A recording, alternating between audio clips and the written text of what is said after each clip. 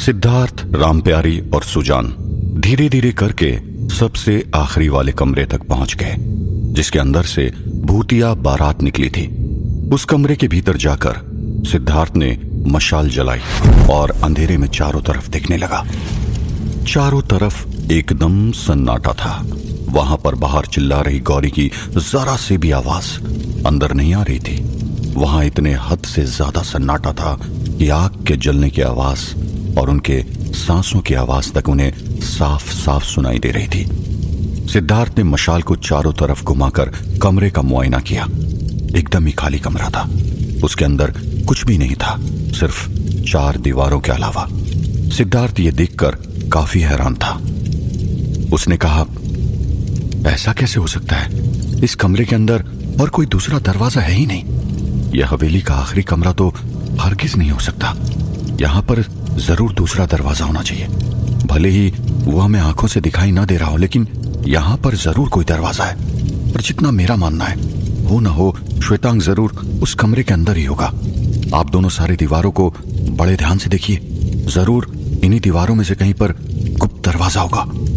सिद्धार्थ के ऐसा कहते ही सुजान और रामप्यारी ने सिद्धार्थ की मशाल में से अपनी अपनी मशालें जलाकर कमरे में रही अलग अलग दीवारों को ध्यान से देखने लगे। अभी कुछ ही पल हुआ था कि जिस दरवाजे से ये तीनों अंदर आए थे, वो दरवाजा धड़ाम करके बंद हो गया। दरवाजे के बंद होते ही सिद्धार्थ ने सबसे पहले दौड़कर दरवाजे को खोलने की कोशिश की, लेकिन दरवाजा एकदम सख्ती से बंद हो गया था। वो खुलने का नाम ही नहीं ले रहा था। तब सिद्धार्थ ने कहा, ये दरवाजा तो खुल ही नहीं रहा, हम तो यहां पर कैद हो गए हैं। तब रामप्यारी दौड़ते हुए वहां पर आई और उसने दरवाजे की कुंडी पर अपना हाथ रखा और अपनी आंखें बंद करके सिर्फ होंठ फड़फड़ाकर कुछ मंत्र जाप करने लगी। उसके ऐसा करते ही दरवाजा की कुंडी एकदम से गर्म होना शुरू हो गई और देखते ही देखते वो लोहे से बनी हुई कुंडी इतनी गर्म हो गई कि एकदम ही लाल हो गई। तभी रामप्यारी ने अपना हाथ उसके ऊपर से हटाया और सिद्धार्थ को उस कुंडी के ऊपर वार करने को कहा। सिद्धार्थ ने अपनी तलवार से उस कुंडी पर इस ओर से वार किया और वो कुंडी टूटकर नीचे गिर गई, लेकिन दरवाजा अभी भी नहीं खुला था। यह देखकर रामप्यारी आश्चर्यचकित हो गई। उसने कहा, कुंडी टूटकर नीचे गिर चुकी है और फिर भी यह दरवाजा खुल क्यों नहीं रहा है? तभी अचानक से सुजान ने सिद्धार्थ के कंधे पर हाथ रखा और उसे पीछे की तरफ इशारा किया। सिद्धार्थ और रामप्यारी ने जैसे ही मुड़कर देखा तो उन्होंने जो देखा वो देखकर दोनों ही एकदम हैरान रह गए। उनके सामने जो दीवार थी, उस दीवार के एक कोने में ऊपर छत की तरफ कोई तो व्यक्ति बिना किसी सहारे बैठा हुआ था। ये देखकर तीनों सतर्क हो गए। सिद्धार्थ ने अपने हाथ की मशाल थोड़ी सी ऊपर उठाकर ठीक से देखने की कोशिश की। तभी उस मशाल की रोशनी में उसे थोड़ा साफ साफ दिखाई दिया। उसने देखा कि दीवार के ऊपर बिना किसी सहारे छत के पास एक कोने में एक व्यक्ति जो छोटे बच्चे जैसा दिख रहा था, वो वहां घुटनों के बीच अपना सर दबाए हुए टेढ़ा बैठा हुआ था। रामप्यारी ने तुरंत ही अपनी आंखें बंद करके काली शक्ति का प्रयोग करके उसका पता लगाने की कोशिश की, लेकिन रामप्यारी को उसके बारे में कुछ भी पता नहीं लग पा रहा था। तब सिद्धार्थ की नजर उसी दीवार के दूसरे कोने में गई और उसने अपनी मशाल थोड़ी सी उस दिशा में आगे करके देखने की कोशिश की। उसने देखा कि उस तरफ भी ऐसा ही कोई दूसरा व्यक्ति कमरे की छत के ऊपर उल्टा बैठा हुआ था। तभी सुजान ने अपनी मशाल कमरे के दूसरे कोने के ऊपर की ओर उसने देखा, वहां पर एक तीसरा व्यक्ति छत के ऊपर बिना किसी सहारे लेटा हुआ था और उसके लंबे बाल नीचे की ओर लटक रहे थे। ये लोग कुछ समझ पाते उससे पहले अचानक से उन्होंने जिसको सबसे पहले देखा हुआ था और वो अपनी जगह से उठकर दीवार के ऊपर बिना किसी सहारे चलने लगा। तब अचानक से दूसरा व्यक्ति उसी दीवार के ऊपर रेंगकर छत के ऊपर आ गया। वो छत के ऊपर बिना किसी सहारे अपने दोनों पैरों और हाथों के बल रेंगते हुए आगे बढ़ रहा था। तब वो तीसरा व्यक्ति जो छत के ऊपर लेटा हुआ था, वो एकदम वहां से गायब हो गया। सिद्धार्थ, रामप्यारी और सुजान अपनी अपनी मशालें लेकर यहां वहां पर देखने लगे कि वहां पर कौन था। तब अचानक से उन तीनों को लगा कि उनके एकदम पीछे ही कोई खड़ा था। सिद्धार्थ, रामप्यारी और सुजान तीनों घबराते हुए धीरे धीरे पीछे मुड़कर देखने की हिम्मत जुटाने लगे और जैसे ही उन्होंने मुड़कर पीछे देखा तो वहां पर कोई भी नहीं था। तीनों ने चैन की सांस ली और जैसे ही उन्होंने मुड़कर फिर से आगे देखा था कि अचानक से तीनों व्यक्तियों ने छत के ऊपर से उनके ऊपर कूद गए। उस तरफ गौरी सबसे पहले कमरे के अंदर फंस गई थी। वो वही कमरा था जिसमें से नर भेड़िया बाहर निकला था। गौरी की बहुत कोशिश के बावजूद भी उस कमरे का दरवाजा नहीं खुला। तब गौरी के पास दो ही प्राय थे, या तो वहीं पर बैठी रहती और दरवाजे का खुलने का इंतजार करती, या फिर वहां से दूसरे कमरे की ओर आगे बढ़ती जो जौहर का कमरा था। गौरी कुछ देर वहीं पर रुकी रही और फिर उसने फैसला किया कि वो सिद्धार्थ को ढूंढने के लिए आगे बढ़ेगी, क्योंकि बाहर जाने का दरवाजा तो खुल ही नहीं रहा था और वहां पर ऐसे ही बैठकर कोई मतलब नहीं था। तब गौरी ने दरवाजे के पास आकर कहा, बूढ़े बाबा, मुस्तफा, अगर आप लोग मुझे सुन पा रहे हो तो मेरी बात सुनिए। मेरा इंतजार मत करिए, मैं यहां से सिद्धार्थ के पास किसी तरह चली जाऊंगी। आप लोग अपनी मुहिम चालू रखिए। गौरी को तब कोई आवाज नहीं आई।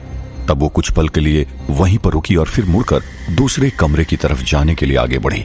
गौरी 2-3 कदम ही आगे बढ़ी थी कि अचानक उसके कमरे की दूसरी ओर अंधेरे में एक लाल आंख चमकती हुई दिखाई दी।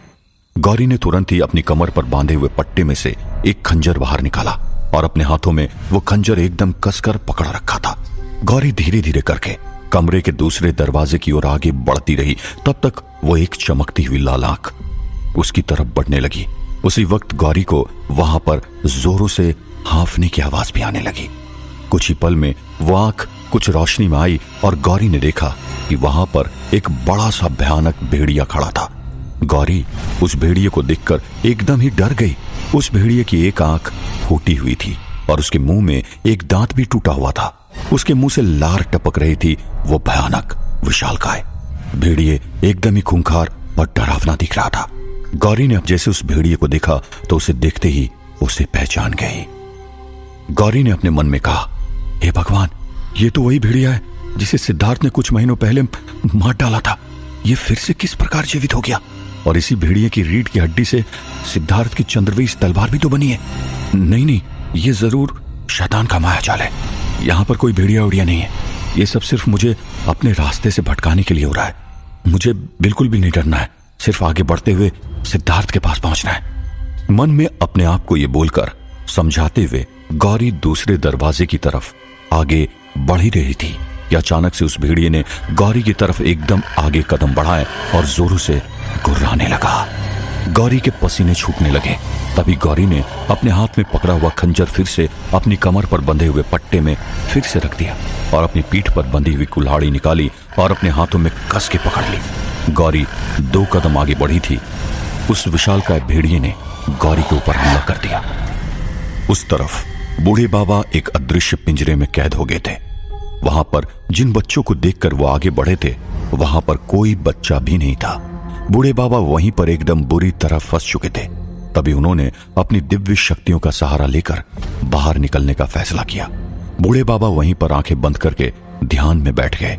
बूढ़े बाबा ने अपनी सारी शक्ति एकत्रित करके उस अदृश्य दीवार के ऊपर ध्यान केंद्रित करना शुरू कर दिया।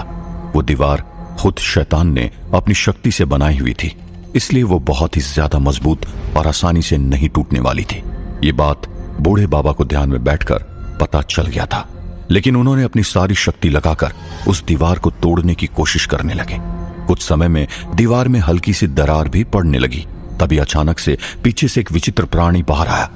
वो प्राणी देखने में बंदर जैसा था, लेकिन उसकी नाक की जगह पर गैंडे जैसा नुकीला सींग निकला हुआ था। अचानक से ही दौड़ते हुए पीछे से आया और उसने बूढ़े बाबा को कस के पकड़ लिया। उस तरफ मुस्तफा ये समझकर कि बूढ़े बाबा अदृश्य रूप से उसके साथ ही चल रहे हैं, वो हिम्मत दिखाकर धीरे धीरे आगे कदम बढ़ाने लगा। पहले माले पर पहुंचकर वो दूसरे माले की सीढ़ियों तक आगे बढ़ा। वो चलते चलते ये समझ रहा था कि बूढ़े बाबा उसके साथ ही चल रहे हैं। उसने उनसे पूछा, क्या ऊपर जाना जरूरी है? पहले हम इसी पहली मंजिला से देखना शुरू नहीं कर सकते? तब बूढ़े बाबा की कोई आवाज उसे नहीं आई, लेकिन पीछे से किसी ने बूढ़े बाबा की आवाज में कहा, नहीं, दूसरी मंजिल पर दाईं तरफ का तीसरा कमरा, वहीं पर हमारी मंजिल होगी। यह सुनकर मुस्तफा को पल भर भी ऐसा नहीं लगा कि वो बूढ़े बाबा नहीं बल्कि कुछ और ही था। मुस्तफा दूसरे माले पर जाकर दाएं तरफ के तीसरे कमरे की ओर आगे बढ़ा और वहां पर जाकर उसने उस कमरे का दरवाजा धीरे से खोला। कमरा खुलते ही अपने सामने उसने जो देखा वो देखकर एकदम ही डर गया और उसके पसीने छूटने लगे। आखिर मुस्तफा ने ऐसा क्या देख लिया